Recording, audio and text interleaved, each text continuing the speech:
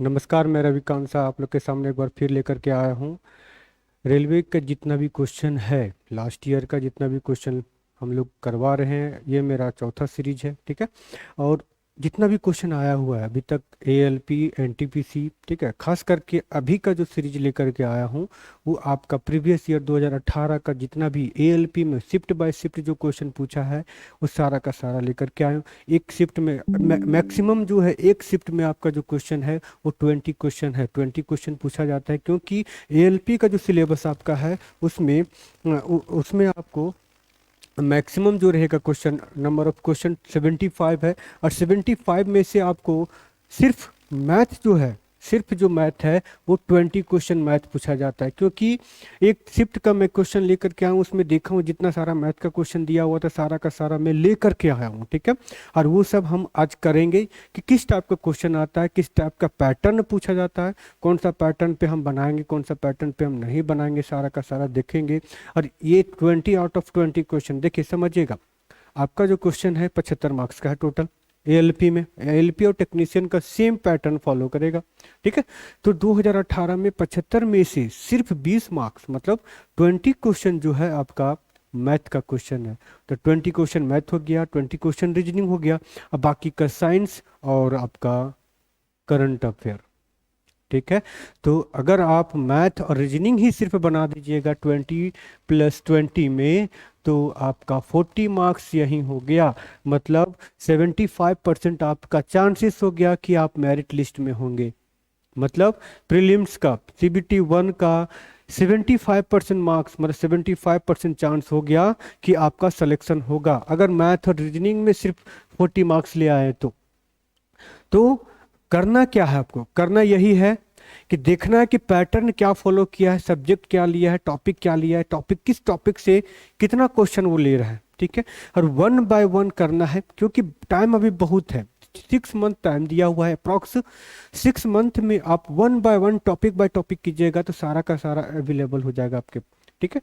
और करना क्या है, सिर्फ टॉपिक बाय टॉपिक पढ़ना आपको है। और जो मैं क्वेश्चन बैंक करवा रहा हूँ लास्ट ईयर का जितना भी एएलपी हो गया, इस एएलपी खत्म हो जाएगा तो फिर मैं एनटीपीसी का क्वेश्चन लेकर के आऊँ कि एनटीपीसी में किस टाइप का क्वेश्चन पूछा था।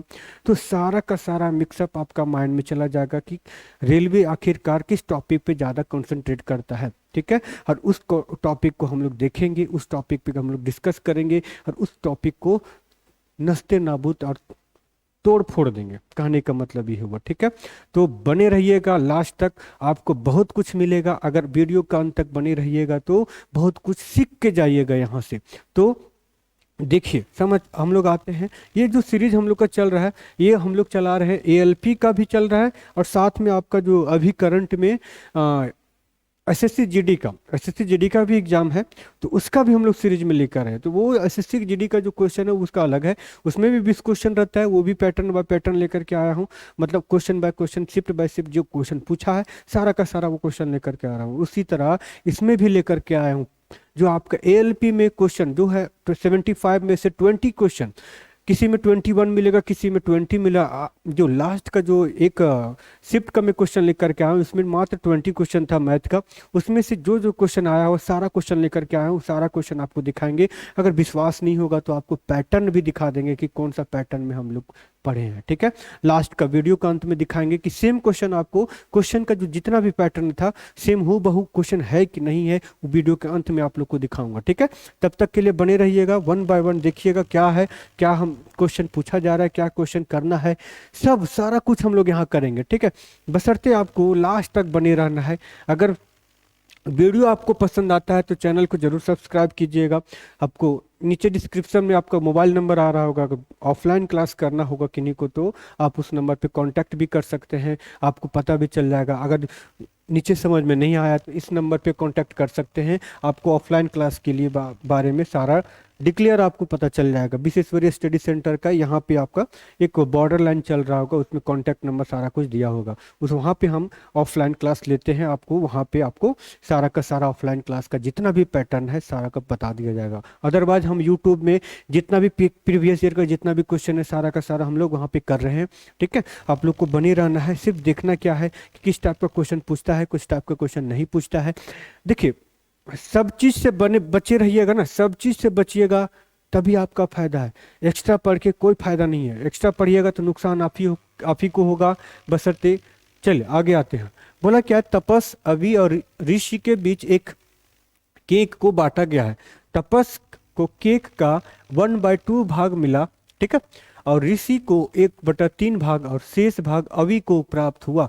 तो अवि को कितना भाग प्राप्त हुआ है? देखिए, सपोज एक केक है, ठीक है, ये सपोज एक केक बना हुआ है, ठीक है। अब आधा भाग जो है, आधा भाग दे दिया किसको? तो तपस को। हाफ पार्ट आपको तपस को मिल गया, आधा भाग वो ले लिया, ठीक है। अब आधा भाग में से जो बच गया उसका 1/3 भाग, ठीक है। अब उसका 1/3 भाग कौन लिया? तो आपका ऋषि ले लेता है, ठीक है। 1/3 भाग ऋषि ले लिया, तो बच गया क्या? सपोज 1/3 भाग इतना हो गया, तो ये ऋषि का हो गया, ये तपस का हो गया, तो ये बच गया ना। तो यही जो बचा है वो कितना पार्ट बचा हुआ है, पूरा केक का कितना पार्ट बचा हुआ है, वही पूछा है। क्वेश्चन हार्ड नहीं है, ये आपका प्रीवियस ईयर का क्वेश्चन है, एएलपी में पूछा हुआ क्वेश्चन, 2018 का क्वेश्चन है। चलिए हम लोग देखते हैं क्या कैसे इसको निकालेंगे, समझिएगा, इजी तरीका से निकालेंगे। कितना कितना वो बांट चुका है। चलिए सपोज ये केक को हम एक भाग समझते हैं, 1 पार्ट, ठीक है, 1 पार्ट। टोटल केक को हम पूरा का पूरा 1 पार्ट समझते, पूरा का पूरा एक भाग है उसको समझते हैं, ठीक है। अब आगे देखते हैं, ये पूरा का पूरा जो केक है वो एक भाग में बटा हुआ है, सिर्फ एक भाग है। अब आगे देखते हैं कि ऋषि तपस को कितना दिया? तो 1/2 दिया, प्लस में ऋषि को कितना दिया? तो 1/3 दिया। तो टोटल कितना दे चुका है उसको पहले काउंट करते हैं, ठीक है। चलिए ये दोनों का एलसीएम निकालेंगे तो 6 हो जाएगा, ये आपका 3 हो गया, ये 2 हो गया, कितना हो गया? 5/6। मतलब पूरा का पूरा जो केक था आपका कितना था? 6 पार्ट था। पूरा का पूरा केक कितना था? 6 भाग में बटा हुआ था, जिसमें से 5 भाग बट गया, तो बच गया कितना? तो बच गया आपका 1 भाग। 1 भाग बचा है कितना में? 6 भाग में से। तो आपका आंसर कौन सा हो गया? Option number D. Option number D है। 1/6 भाग किसको मिलेगा? तो अवि को मिलेगा। किसको मिलेगा? तो अवि को मिलेगा। समझ में आया? चलिए नेक्स्ट क्वेश्चन करते हैं हम लोग। वीडियो को अंत तक बने रहिएगा, बहुत क्वेश्चन है इसमें, कि ऐसा ऐसा क्वेश्चन है जो आपको दिमाग खराब करेगा, लेकिन उसमें कुछ करना नहीं है, सिर्फ समझना है, ठीक है, और तैयार हो जाना है। आई बात समझ में? चलिए अब यहाँ पे समझिएगा कि निम्न में से किस संख्या का वर्गमूल एक अपरिमेय संख्या है। अब समझना पड़ेगा सबसे पहले कि परिमेय संख्या किसे कहते हैं और अपरिमेय संख्या किसे कहते हैं, पहले वो समझना पड़ेगा। परिमेय संख्या और अपरिमेय संख्या में क्या अंतर है, ठीक है। तो परिमेय संख्या और अपरिमेय संख्या, रैशनल नंबर और इरेशनल नंबर में क्या डिफरेंस है, पहले समझना पड़ेगा। यही कि सबसे पहले कि रैशनल नंबर किसे कहते हैं, इरेशनल नंबर किसे कहते हैं, ठीक है। चलिए आते हैं यहाँ पे, देखिए समझिएगा। बोला क्या है कि निम्न में से किस संख्या का जो वर्गमूल होगा, स्क्वायर रूट होगा, वो एक इरेशनल नंबर होगा। तो सबसे पहले आपको समझना होगा कि रैशनल नंबर जो है उसको क्या कहेंगे? वैसी संख्या जिसे हम p/q के रूप में लिख सकते हैं, जहां पे q नॉट इक्वल टू 0 हो, जहां q नॉट इक्वल टू 0 हो। समझ में आया? मतलब p/q के रूप में लिख सकते हैं, तो उसको हम क्या कहेंगे? रैशनल नंबर कहेंगे। तो रैशनल नंबर मतलब परिमेय संख्या। परिमेय संख्या मतलब 3 एक क्या है? एक परिमेय संख्या है। क्यों? इसको हम p/q के रूप में लिख सकते हैं। 5/7 ये क्या है? आपका परिमेय संख्या है। समझ में आया? मतलब जिसे हम p/q के रूप में लिख सकते हैं वो परिमेय संख्या, रैशनल नंबर, और जिसे p/q के रूप में नहीं लिख सकते हैं वो क्या हो गया? Irrational number. समझ में आया? तो इरेशनल नंबर के तौर पे कौन कौन सा आ जाएगा? आपका पाई हो गया, √2 हो गया, √3 हो गया। मतलब जितना भी रूट में सब जो टूटता नहीं है, जो नहीं टूटेगा, इरेशनल नंबर में आ जाएगा। समझ में आ गया? अब यहाँ पे देखते हैं। अब समझिए, थोड़ा सा एक चीज समझिएगा कि इसको हम कैसे रूट में डायरेक्ट कैसे निकाल सकते हैं। समझिए, स्क्वायर रूट मतलब क्या हुआ? पेयर कितना का? 2 का पेयर बनाना है। कहीं ना कहीं समझिएगा, यहाँ पे जो टर्म्स आएगा 1 2 3 4 5 6 7 8 9, ये नंबर है, यूनिट नंबर है, पहले यूनिट नंबर चेक करेंगे क्या इसका स्क्वायर यूनिट नंबर में है कि नहीं है। समझ में आया। चलिए एक का स्क्वायर करेंगे तो क्या आएगा, एक आएगा, दो का स्क्वायर 4, तीन का स्क्वायर कितना 9, चार का स्क्वायर 6, 4 चौक 16, ठीक है 6 आएगा यूनिट नंबर। 5 का स्क्वायर 5, 6 का स्क्वायर कितना आ गया 6, 7 का स्क्वायर कितना आ गया 7 सत्ते 49 9, ठीक है कितना आ गया 9 आ गया। 8 का स्क्वायर 8 8 64 हो जाएगा मतलब 4, और 9 का स्क्वायर 9 9 81, 9 9 81, तो क्या आ गया आपका 1 आ गया। मतलब कौन कौन सा ऐसी संख्या है जो आपका स्क्वायर रूट में टूट सकता है, तो वैसी संख्या कौन कौन सी है 1496, 14956। कौन कौन सी संख्या 4 है ना, 14569, ये ऐसी संख्या है, वही संख्या देखिए 14569 ऐसी संख्या है जो आपका रूट में आता है, उसको रूट से तोड़ा जा सकता है। समझ में आया।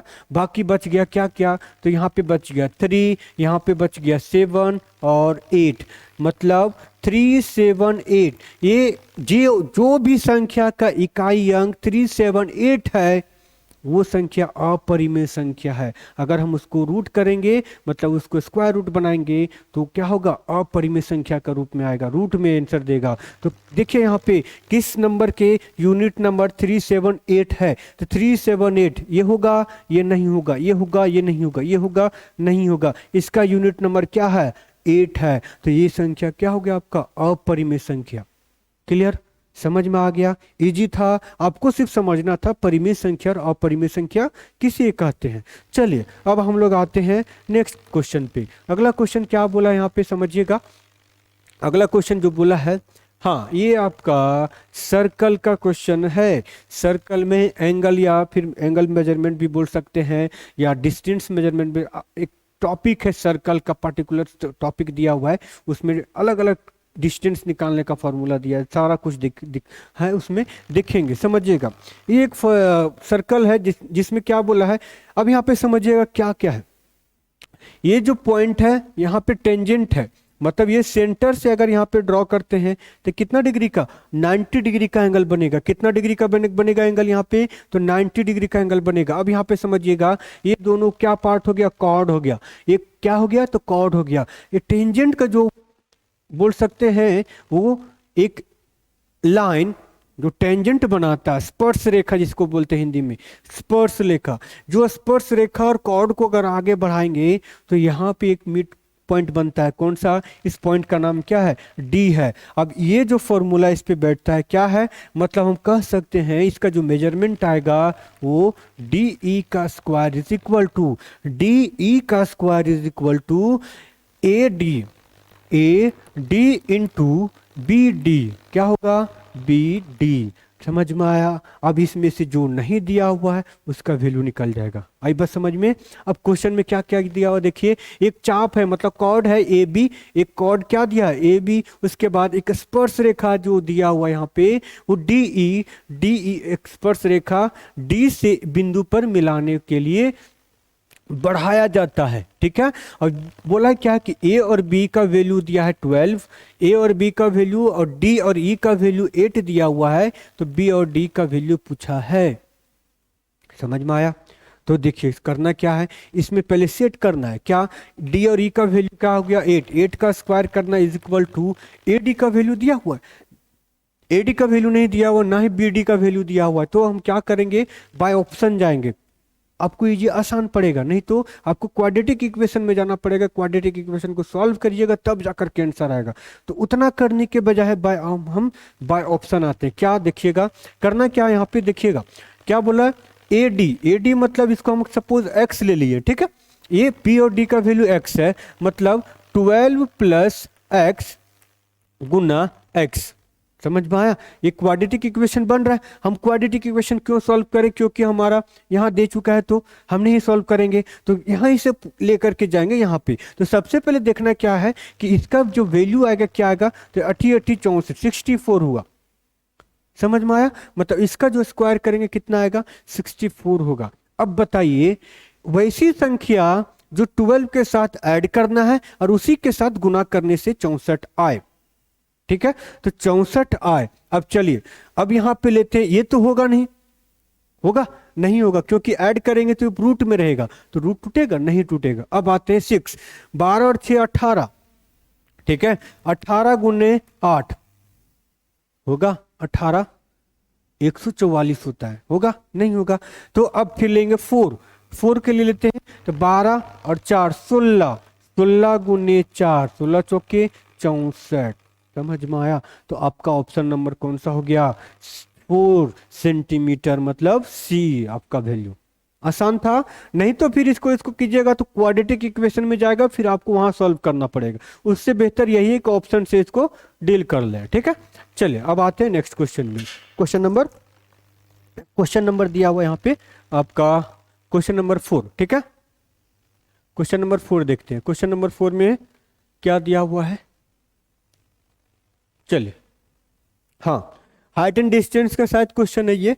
इतना 13 मीटर लंबी एक सीढ़ी एक खिड़की तक पहुंचती है जो सड़क के किनारे की जमीन से 12 मीटर ऊपर है। यदि इसके पाद को उसी बिंदु पर रखते हुए सीढ़ी को सड़क के दूसरी ओर से लगाया जाए तो यह खिड़की तक 5 मीटर ऊंचाई तक पहुंचती है। तो सड़क की चौड़ाई ज्ञात कीजिए।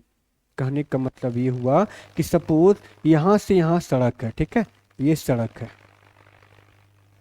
ये सड़क है। ठीक है, ये सपोज समझ लीजिए एक सड़क है। अब यहाँ पे एक सीढ़ी लगाया गया। ठीक है, अब यहाँ पे एक सीढ़ी लगाया गया है और ये जो सीढ़ी है यहाँ से बोला क्या है, इस ये हो जाएगा, थोड़ा नीचे ले लेते हैं। सपोज यहाँ से और यहाँ से दोनों के बीच में एक सड़क है।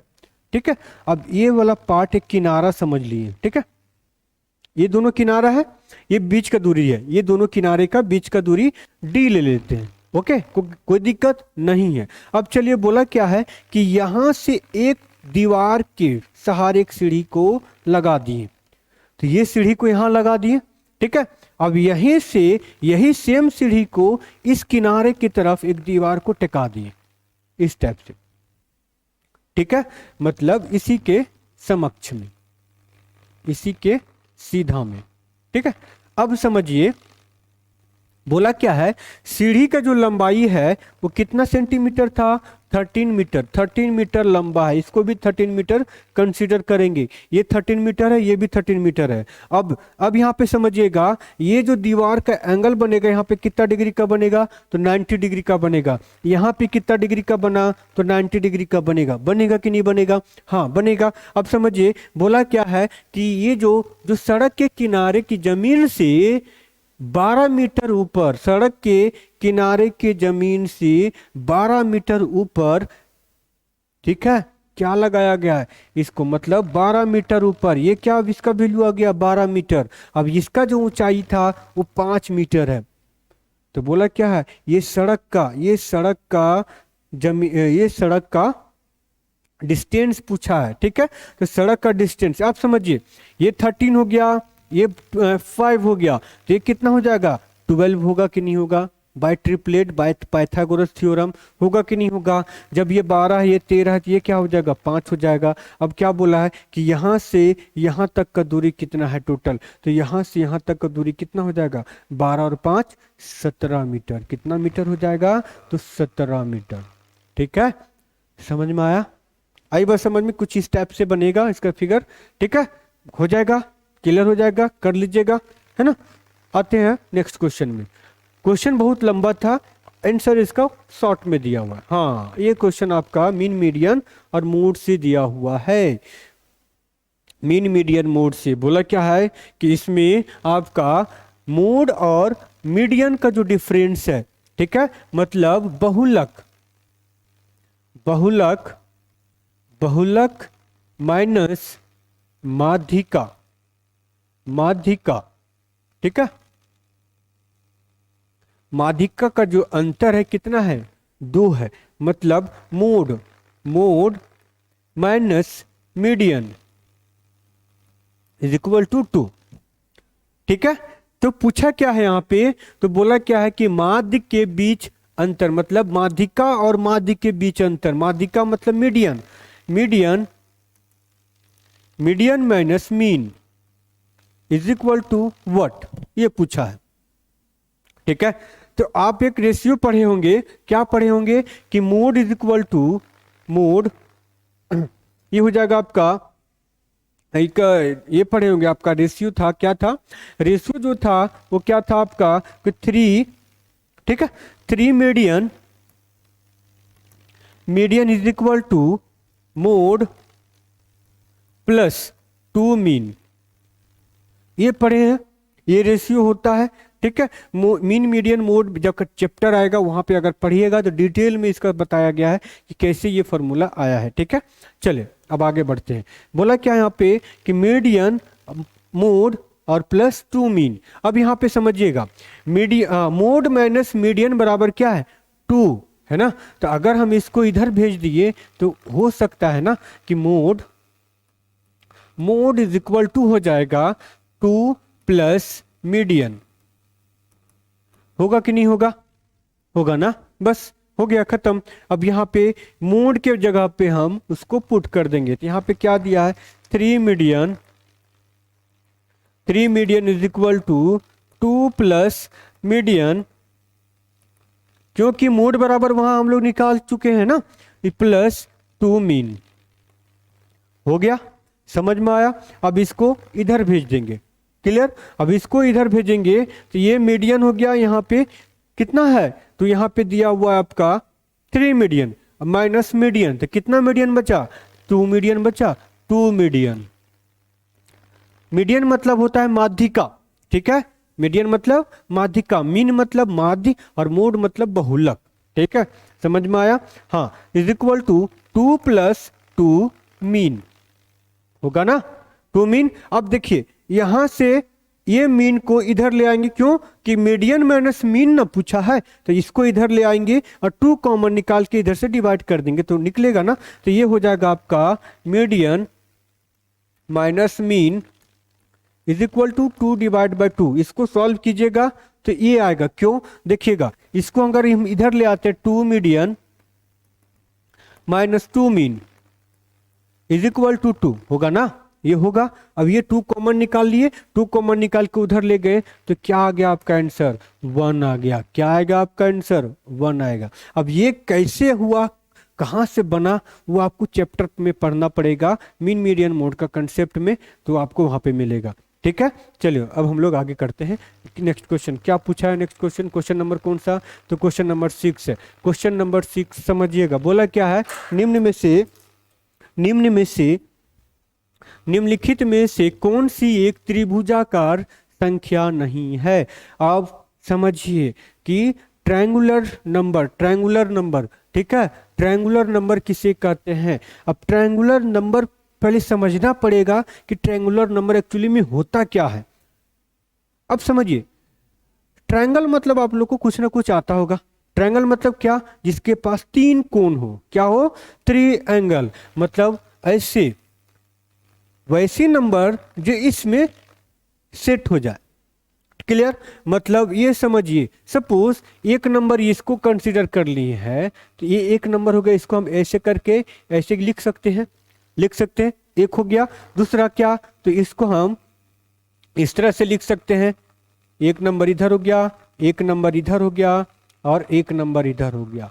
मतलब यहाँ पे देखिए ये ट्रायंगल का शेप बना कि नहीं बना, ये ट्रायंगल का शेप बन रहा है कि नहीं बन रहा, ये ट्रायंगल का शेप बन रहा है कि नहीं बन रहा है। आए देखिएगा कि इधर से भी 2, इधर से भी 2 और इधर से भी 2, मतलब हर तरफ से जितना भी काउंट करेंगे सब समान नंबर होना चाहिए। कहने का मतलब अगर 3 लेते हैं, यहाँ पे 3 लेते हैं, 3 डिजिट का टर्म्स लेते हैं, यहाँ पे 3 डिजिट का अगर टर्म्स लेते हैं, ये सब का सब क्या हो गया आपका ट्रायंगुलर नंबर हो गया।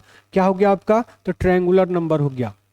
देखिएगा इधर से 3, इधर से 3, इधर से 3, तो कितना नंबर ऑफ बॉल यूज किया गया, इसमें 1 किया गया, इसमें 3 किया गया, इसमें कितना 1 2 3 4 5 6, कितना नंबर है यहाँ पे 6। अगला नंबर क्या होगा, तो 3 है, 3 की जगह पे क्या यूज करेंगे, 4 यूज करेंगे। अब ये हो गया 1 2 3, ठीक है, ये 4, इधर से हो जाएगा, इधर से हो जाएगा, इधर से हो जाएगा, इधर से हो जाएगा, इधर से हो जाएगा, इधर से हो जाएगा। बना ट्रायंगल की नहीं बना? बना ना? तो कितना नंबर हो गया? 1 2 3 4 5 6 7 8 9 10। मतलब 4 3 7 और 3 10। ये 10 जो है आपका ट्रायंगुलर नंबर है, ट्रायंगुलर नंबर बोलते हैं। यहाँ पे क्या हो गया? 1 3 6 10। अगला आपका 15 आएगा, अगला आपका कुछ और आएगा। कहने का मतलब अब आपको ये भी समझ में आएगा कि सर हम एक्चुअली में कैसे निकाल लेंगे, कि बिना ड्रॉ किए हम कैसे निकाल सकते हैं कि ट्रायंगुलर नंबर कौन कौन सा हो सकता है। तो इसके लिए भी एक फॉर्मूला है, क्या? n into N plus 1 divide by 2 कीजिएगा तो n का वैल्यू जितना भी पुट करते जाइएगा आपका आंसर आएगा। 1 पुट कीजिए यहाँ पे तो 1 इंटू 1 प्लस 1 कितना? 2 डिवाइड बाई 2 कैंसिल हो गया कि बराबर कितना आया? 1 आया कि नहीं आया? अब n बराबर 2 पुट कीजिए, n बराबर 2 पुट करेंगे तो 2 प्लस 1 कितना हो गया? 3 डिवाइड बाई 2 कैंसिल हुआ, कितना आ गया? 3 आया कि नहीं आया? n बराबर 3 पुट कीजिए तो 3 इंटू 4 डिवाइड बाई 2, इसको पुट कट करेंगे 2 3 दूना कितना आ गया? 6। ये आया कि नहीं आया? मतलब ये फॉर्मूला पे 1 से लेकर के इन्फिनिटी तक जितना भी नंबर पुट कीजिएगा वो सब के सब कौन सा नंबर देगा? तो ट्रायंगुलर नंबर देगा। समझ में आया? अब पूछा क्या है इसमें कि निम्न में से कौन सी त्रिभुजाकार संख्या नहीं है? तो इनमें से कौन सी संख्या नहीं हो सकती है? तो 5 नहीं हो सकती है। समझ में आया कि नहीं आया? 5 नहीं हो सकती है। देखिए 3 के बाद कौन सी संख्या आ गया? 6 आया। 5 आया? नहीं आया। तो ये होगा? नहीं होगा। ये क्वेश्चन रेलवे का फेवरेट क्वेश्चन है। इस तरह के ये आपको कहीं भी नहीं मिलेगा और एग्जाम में मिल जाएगा। आपको समझ में ही नहीं आएगा कि एक्चुअली में ये त्रिभुजाकार संख्या होता क्या है, वही नहीं समझ में आएगा आपको। समझ में आया? चलिए आते हैं हम लोग नेक्स्ट क्वेश्चन करते हैं। क्वेश्चन नंबर 7 बोला क्या है कि एक रेलगाड़ी 90 किलोमीटर प्रति घंटे की चाल से एक 100 मीटर लंबी पुल को पार करने के लिए 10 सेकंड का समय लेती है, तो रेलगाड़ी का लंबाई ज्ञात कीजिए। आपको पता है कि जब भी हम रेलगाड़ी और पुल को पार करते हैं तो रेलगाड़ी की लंबाई और पुल की लंबाई दोनों को क्या करेंगे? ऐड करेंगे। दोनों को ऐड करेंगे, ठीक है? तो दोनों को ऐड करेंगे, समझिएगा। सपोज ये आपका पटरी है, यहां पे आपका पुल दिया हुआ है, ठीक है? ये पुल है, यहां से पार करेगा, ठीक है? अब यहां से ये रेलगाड़ी यहां पे चल रही है।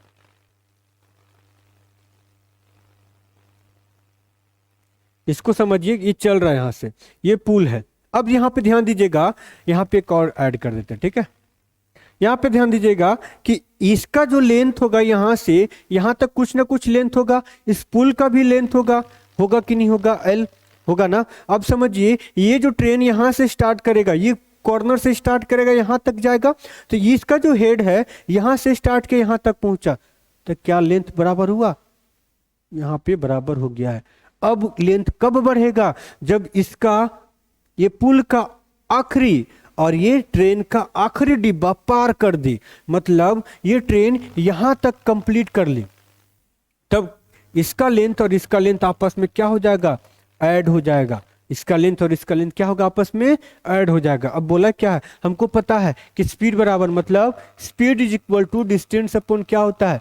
टाइम होता है। क्या होता है? डिस्टेंस अपॉन टाइम होता है, ठीक है? स्पीड का वैल्यू क्या दिया हुआ है यहाँ पे देखिएगा, स्पीड दिया हुआ 90 किलोमीटर प्रति आवर की चाल से चलता है, और आपका जो मीटर में दिया हुआ पुल की लेंथ, तो आपका ए भी जो आपका ट्रेन का भी जो लेंथ निकलेगा वो क्या निकलेगा? मीटर में ही निकलेगा, ठीक है? चलिए निकालते हैं। अब क्या करेंगे? डिस्टेंस को ऐड कर दिए, तो डिस्टेंस को ऐड करेंगे तो क्या हो जाएगा? पुल का लंबाई दिया है 100 मीटर, 100 इसको ले लेते हैं प्लस एल डिवाइड बाय कितना सेकेंड लगा? 10 सेकेंड लगा। Distance upon time is equal to क्या होगा? स्पीड होगा। स्पीड कितना दिया है? 90 kilometre per hour. 90 kilometre per hour, ये मीटर पर सेकेंड में है, तो ये किलोमीटर पर आवर में है। तो क्या करेंगे? दोनों तरफ सेम यूनिट करेंगे, तो इसके लिए क्या कर सकते हैं? 5/18 से गुना कर देंगे। ये आपका मीटर पर सेकेंड में कन्वर्ट हो गया। अब ये कितना बार में कटेगा? तो 5 बार में। 18 25 90, 5 बार में कट गया। 5 बचे 25 गुना 10 करेंगे तो कितना हो गया 250, 250 हुआ, किसका वैल्यू 100 प्लस एल का वैल्यू 250, एल का वैल्यू कितना हो जाएगा 150 मीटर, कितना हो गया तो 150 मीटर। समझ में आया कि नहीं आया, क्लियर हुआ है ना। चलिए आसान है, ये आपका प्रीवियस ईयर का क्वेश्चन है सारा का सारा, एएलपी में जितना भी क्वेश्चन पूछा गया है सेम क्वेश्चन हूबहू आपको पूछा गया है, इसमें बुलाया हूँ, ठीक है। आपको इधर उधर जाने की जरूरत भी नहीं पड़ेगा, ना ही आपको ढूंढना पड़ेगा कि प्रीवियस ईयर में किस टाइप का क्वेश्चन आया है, सब का सब 1 बाय 1 शिफ्ट बाय शिफ्ट आपको सामने लेकर के आया हूँ। बशर्ते आपको मेरे चैनल के साथ जुड़े रहना पड़ेगा और चैनल को सब्सक्राइब करना पड़ेगा, ठीक है, ताकि हमारा जो अगला वीडियो आए वो आप तक आसानी से पहुंच जाए। क्योंकि हम लोग जो चला रहे हैं वो रेलवे का सीरीज चल रहा है, रेलवे का जितना भी प्रीवियस ईयर का क्वेश्चन है सबका सीरीज चल रहा है, ठीक है। चलिए अब ये सिंपल इंटरेस्ट का क्वेश्चन दिया हुआ, बोला है 1600 की राशि पर 6 साल की टाइम के लिए 5% वार्षिक साधारण ब्याज की दर से अर्जित ब्याज दर। सिंपल इंटरेस्ट पूछा है, simple interest PRT divide by 100, इसमें भी ट्रिक आता है, बाद में दिखेंगे हम लोग जब टॉपिक पढ़ेंगे तब, ठीक है। इसमें सिंपल से निकाल देते हैं। क्या बोला है 1600 6 साल के लिए 5%, कट गया 2 जीरो से, 16 पच्चे 80, ठीक है। 16 को सॉरी 6 पच्चे 30 ना, 6 पच्चे 30, 30 हो गया, 16 को 3 से गुना करेंगे तो कितना आएगा 16 तिया 48, 480 रुपया, कितना हो गया 480 रुपया। ये आपका सिर्फ क्या पूछा था, ब्याज पूछा था, अमाउंट नहीं पूछा है। अमाउंट पूछता तो ये 480 को हम 1600 में ऐड कर देंगे, ठीक है, तब जाकर के आपका 2080 रुपया आता, वो अमाउंट है ना कि आपका सिंपल इंटरेस्ट। चलिए नेक्स्ट क्वेश्चन करते हैं, क्वेश्चन नंबर 9। बोला क्या है कि निम्नलिखित में से कौन सा सही है, मतलब इनमें से कौन सा ऑप्शन सही है, ठीक है, वो निकालना है। तो आपको सबसे पहले फ्रैक्शन का डिफरेंस पता होना चाहिए कि कौन सा फ्रैक्शन बड़ा है कौन सा फ्रैक्शन छोटा है। तो उसके लिए एक ट्रिक आता है, क्या, डिफरेंस मेथड, ऊपर नीचे डिफरेंस निकाल दीजिए, आपको समझ में आ जाएगा क्या है। देखिए यहाँ पे दिया है 29 डिवाइड बाय 6 और यहाँ पे दिया है 43 डिवाइड बाय 12 दिया हुआ है ना।